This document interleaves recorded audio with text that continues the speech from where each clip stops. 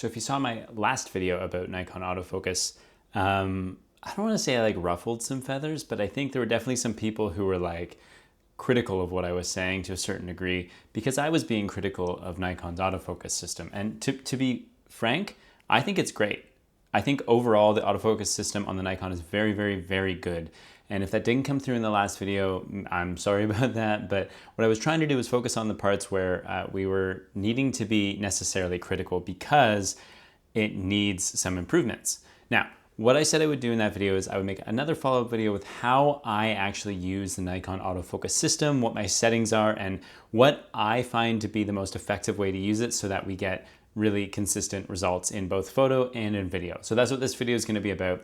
It's going to be a bit of a nerdy deep dive compared to my usual videos, but stick with it. I'm going to try and make it fairly quick and informative and just get you the bare minimum of here's what I do and here's what works for me. So let's dive in.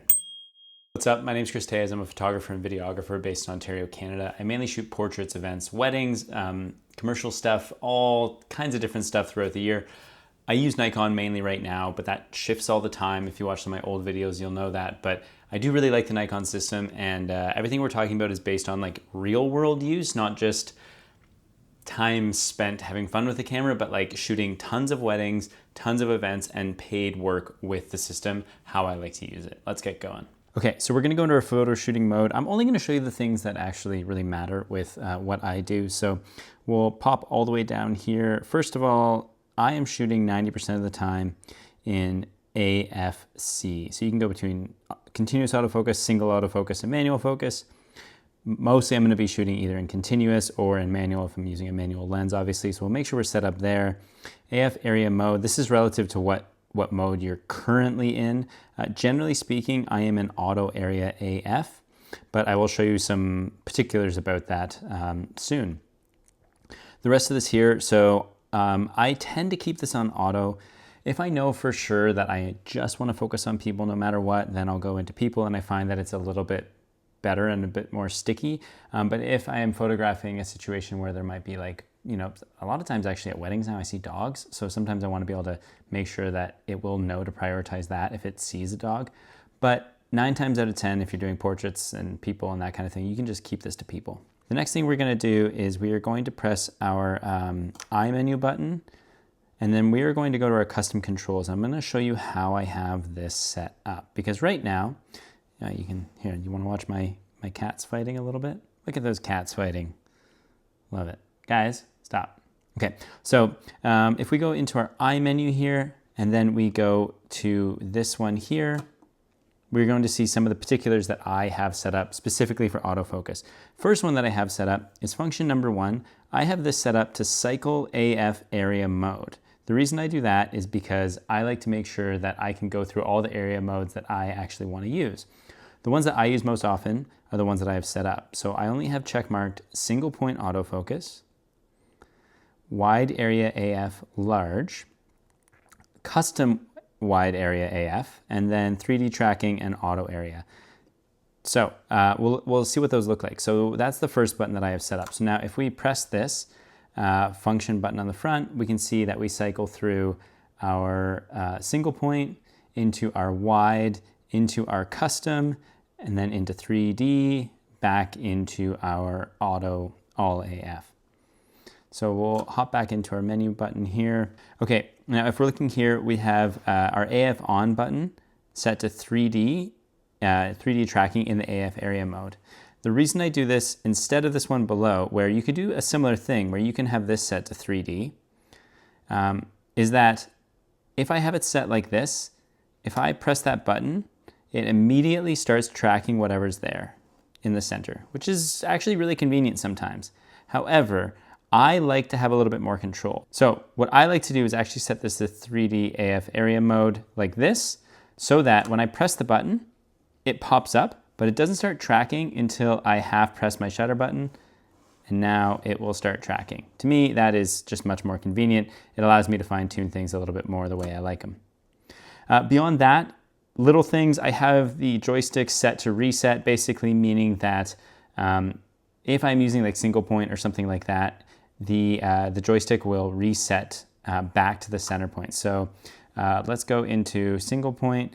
If I move this around, stuff like that, and then I want to go back to the center, I just have to hit the button, it'll go right back. That's really, really helpful. I find that to be the best setting for that. Now taking a look here, I want to go through why I use each of these different function buttons. So looking at Simon here hanging out, right now we're in all area, and it's doing a good job of figuring out where Simon is. But if I want to be a little bit more particular, sometimes I will use like my single point. So if we jump to that, single point is something I'll use when I'm trying to get very specific details. So if I want to get like the detail of a ring on someone's hand, or I'm doing like a flat lay and I want to do that, or anything where I just want to get like more precise autofocus on one little area, I will use the single point.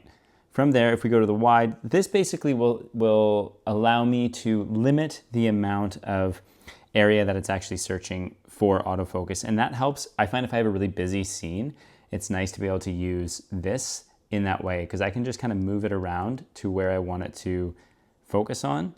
And it's a lot easier than trying to get the camera to focus on like the entire sensor, where sometimes that'll cause you to like jump between people when you don't want to and stuff like that.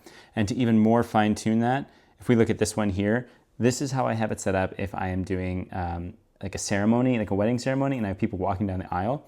This is basically the size of the aisle, which is perfect. So it means that when people are walking down, it's only going to focus on finding people that are in this specific box. So that's really helpful. 3D tracking is pretty obvious why you would use that if you want to track a single person. So I might set it to the bride when she's walking down the aisle, and then it'll just continue to follow her. So looking at video here, we're going to try and keep this pretty straightforward. You can do different menu banks and stuff like that, but just basics of how I like to have things set up. We'll go down to our autofocus settings here. Firstly, autofocus mode. This is really important. You want to make sure you're in full-time autofocus. If you're in continuous autofocus, that means that you have to half press down the shutter button to get it to actually focus, which is not what you want. So we want to be in full-time autofocus. Make sure you're in that. Next is AF area mode. So right now we're in auto area AF. I tend to go between a few different ones, but this is the main one that I'm going to use, and we'll go through which ones we use other than that in a second. Autofocus manual focus subject detection options, same thing as what we described before. So I'm going to be using people, but you can also change that to auto if you think there's going to be other things that you want to focus on. Or birds, vehicles, whatever you think. And that's pretty much it in this. If we go back here and we go down to the little pencil here for our custom settings menu, and we head on down to our video, as we're looking down here, if we go to limit AF area mode selection, that's something we'll actually program using our buttons. But focus mode restrictions, we want to make sure that we have this set to no restrictions. From there, AF speed and AF tracking sensitivity is basically how quickly you are going to see the autofocus change in terms of like if you're doing like a focus pull from close to far or something like that, the AF speed is going to be how quickly it does that. And then AF tracking sensitivity is going to be how sensitive it is to bouncing between subjects. If you want it to be more locked on or you want it to be more jumpy. So AF speed, I have it set to -1 depending. If I am doing more slow-mo stuff, I'll have this at either -1 or 0, because when you slow down that footage, it'll still look smooth. If I know for sure I'm only going to be shooting in 24p and I want it to look more cinematic, I'll go down to -2. So it's kind of relative, but for now we'll stick to -1. I find that works pretty nicely. It still gives you smooth transitions that work really well, even at 24p. The AF tracking sensitivity, I have this at 5. I might even go lower than that, or I guess it says low, which is a higher number, which is confusing, but basically I want it to be pretty stuck on, generally speaking. So 5 or 6 is kind of where I'll have it. If we look at this here, we will cycle through some of our buttons. So going to our custom controls here, we can see that I've actually shifted this up. So instead of having that function 1 button cycle through things, I actually have it set to auto white balance lock, which I use all the time. And instead I have moved that to AF on. What that means is that the AF on button is going to cycle through everything for me. And the only other thing I have set for autofocus when it comes to video in my custom buttons is going to be this little reset, just like we had for the joystick before. Now, if we start in single point AF here, you can see that it is finding exactly where it wants to go. And then we can cycle through to go to wherever we want it to focus on, if we want it to be closer or if we want it to be further. Really simple. From there, the next thing I've set up is my same thing that I had in my photo mode, where I have the custom box.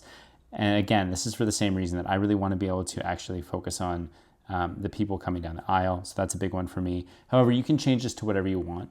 And then the other ones I have are going to be the 3D tracking. So if I want to focus on the bride coming down the aisle or the groom or whoever, and then my auto full.